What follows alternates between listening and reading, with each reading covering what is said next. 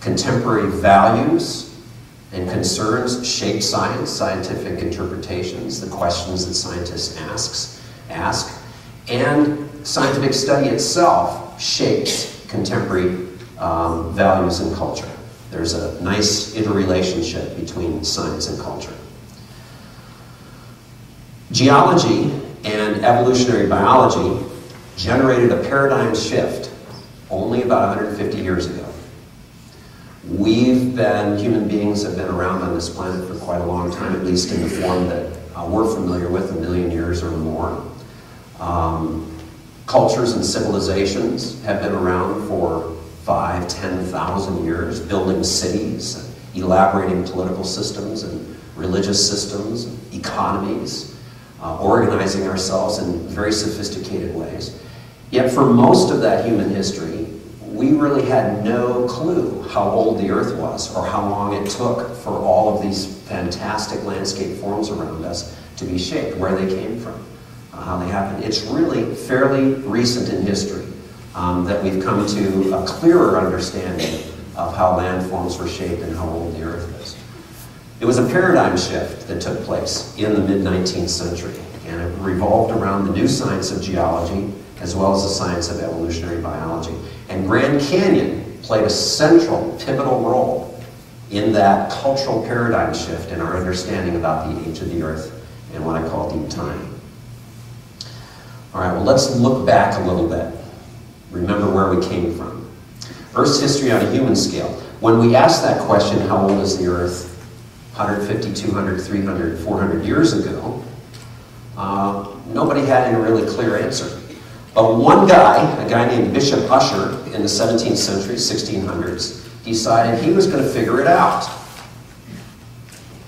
He took a genealogical view of the Old Testament and he started counting years. When so-and-so begat so-and-so, and then so-and-so begat so-and-so. There's a lot of begats in the Old Testament. And he went through and he counted those, figuring how old people were when they begat somebody, and how old that begatted person was before they begat somebody else. And he very carefully and systematically counted backward in time from the genealogy in some of the books of the Old Testament to determine when God created the earth. And according to Ussher, the first day of creation was Sunday, October 23rd, 4004 BC. I think 2 o'clock in the afternoon or something. Of the Julian calendar, that is. Well, we laugh now a little bit, but that was a serious effort. That was one of the first serious systematic efforts to try to figure out how old the Earth was based on what we had available to us and what we could understand on a human time scale. What's important about that is that Bishop Ussher and most other people at the time thought the creation was rather sudden and relatively recent. Over 4,000 years BC is actually a pretty long period of time when understood in human years. Now we think of that as, blink of an eye in geological time. Sometime in the 19th century, we start getting scientists to start who started actually studying landforms and erosion and thinking, it probably took a whole heck of a lot longer to accomplish these major erosional events than we're thinking. And we get, for example, James Hutton and Charles Lyell, who were arguing rather convincingly that the Earth's landforms evolved very slowly over immense periods of time. This guy, Charles Lyell, wrote a book called The Principles of Geology in 1830, and it was very, very influential, one of the first most influential geologists. And his book was actually reprinted 11 times, and literate people around the world, particularly in the Western world, were profoundly influenced by his ideas. And the concept that the Earth was created suddenly and recently by an act of God began to give way to a more empirical understanding that the Earth was has probably been around a much longer period of time. But there are still a lot of people, including scientists, who were comfortable with and familiar with that concept of a rapid, sudden creation, and were looking for scientific principles that would comport with that. Including the Great Flood of Noah was considered to be one of these cataclysmic events that created sudden change in large landscape areas across the planet. And catastrophism was this competing paradigm that was out there among geologists at the time. And famous geologists were arguing with each other about whether change occurs very slowly over very long periods of time, or whether you have stability, basically, and then there are these catastrophic events that create these landforms. We really didn't know very much at the time, but this was just another effort in our human struggle to increase our understanding. At the same time that these geologists are thinking about the age of the Earth and the age of the processes that form the Earth, this wonderfully literate and kind person named Charles Darwin started coming up with a theory of biological evolution that was also similarly paradigm shifting, tremendously challenging to the cultural worldview at the time.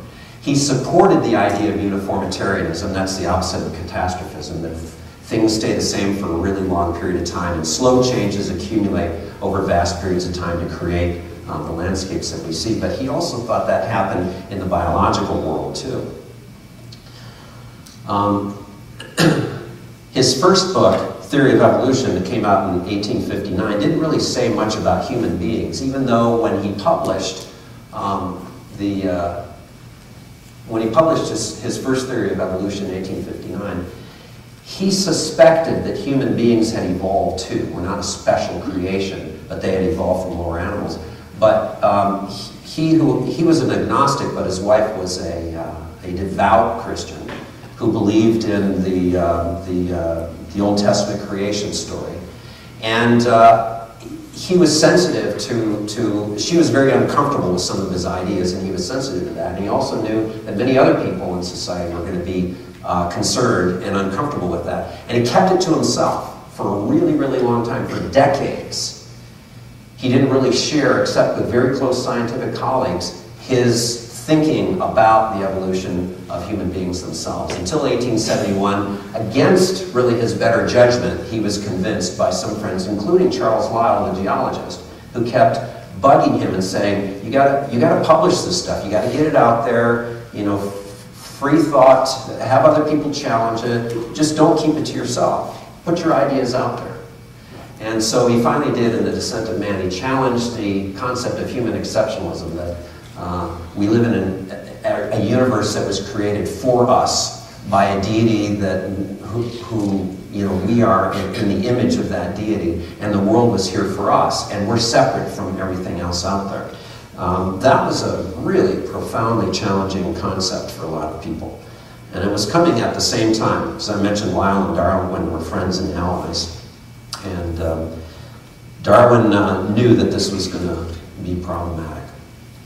Well, so what do we got going on? In the mid-19th century, the human time scale is being blown away by all these investigations by geologists and evolutionary biologists.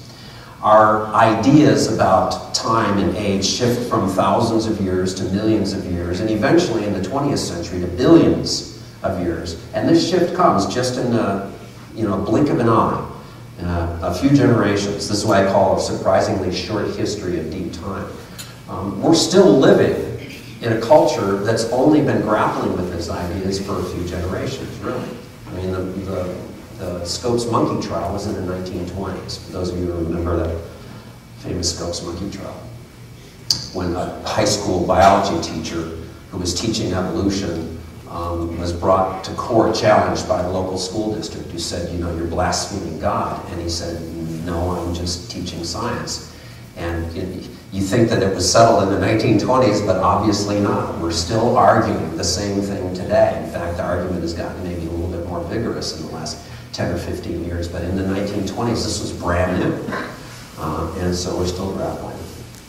Well, the Grand Canyon becomes sort of one of these paradigm shifters, becomes one of the places on the planet where it's particularly easy to talk to people about the age of the Earth in ways that they can really grasp. It's not quite so abstract.